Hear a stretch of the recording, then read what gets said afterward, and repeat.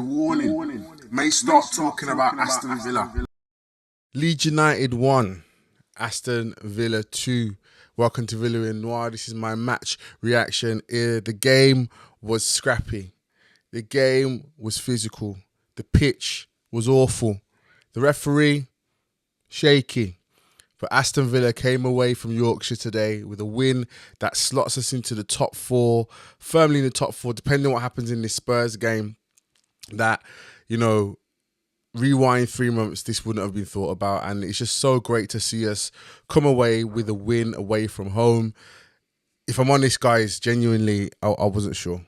That first half was hard to watch for a myriad of reasons. The referee didn't seem to be on side. We didn't seem to want to know. We didn't seem to know how we were going to play. Yes, the pitch obviously was an issue. The way that we play out the back with the quick passes, all that kind of stuff, it wasn't allowing us to do that because it was bogged down, evidently. Whether that was purposeful or because of the environment or because of the rain or whatnot, I don't know. But I was worried watching the first half, seeing how we were playing, seeing how we were kind of getting overrun in the midfield, out physicaled. Yes, the ref was being a bit of a tool, but I was watching that first half and thought to myself, are we going to do what we always do and just dig our heels in, try to make what's not working work and then fall further and further behind? But what I saw in the second half, and that was evident with Unai Emery making a half-time substitution, or two, sorry, which he never really does. It's very rare to see Unai do that. And I think for me, that was a good sign that he'd recognise that maybe I didn't pick the right team for this game, or the team that I picked for this game wasn't the best team for what it is. The how we were trying to play wasn't working, and it was nice to see Unai make that kind of proactive decision. I didn't say at the beginning, make sure you like, comment and subscribe to the channel. It's been a while since I've actually posted, but we've been on an international break. But yeah, it's just good to be back, to think that we're firmly in fourth place, and at the very least by the end of this weekend we'll be in fifth. Happy days, happy days. Back in the Champions League spots, as we should be.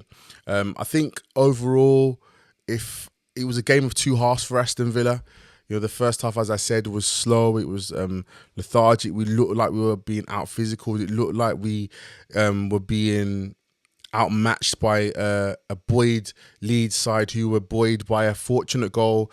Listen, I don't know about anybody else, but that offside decision, well, whatever they showed as the offside decision using the semi-automated VAR, they need to go back and have a look at it because it was laughable. But VAR, it's not a foolproof mechanism.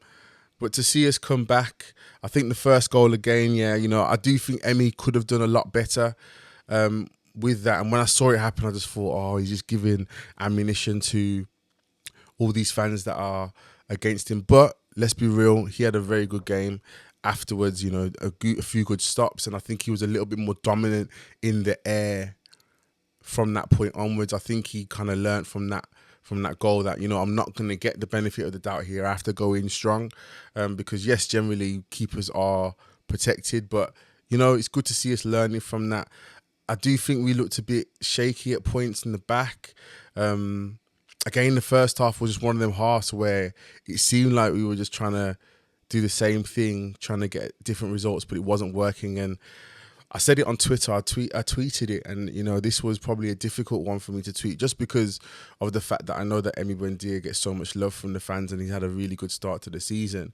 But I think him and Tielemans together in the same team starting doesn't actually work for us because I feel like they have a very similar profile. They play two different positions, they play at two different ends of the midfield box or whatever, but their profile is very similar. Not much pace, like to play ball to feet. And I think we lose something in the fact that I remember my tweet said how we don't have a counter attack because we have no pace.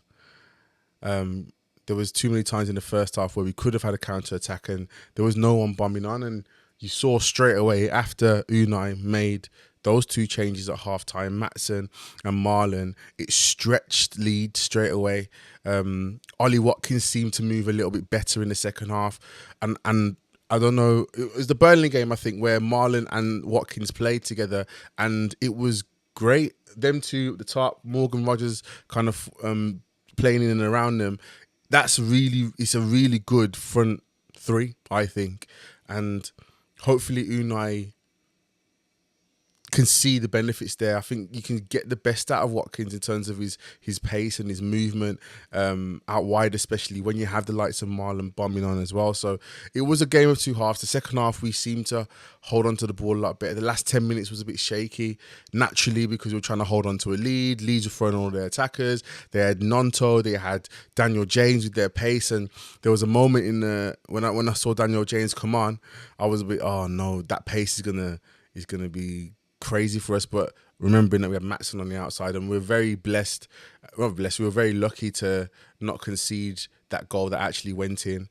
But listen, I'm overjoyed, man. You know, it wasn't a perfect game. I do think we could have had more control in the game. What I will say is you can see the benefits of Yuri Tielemans.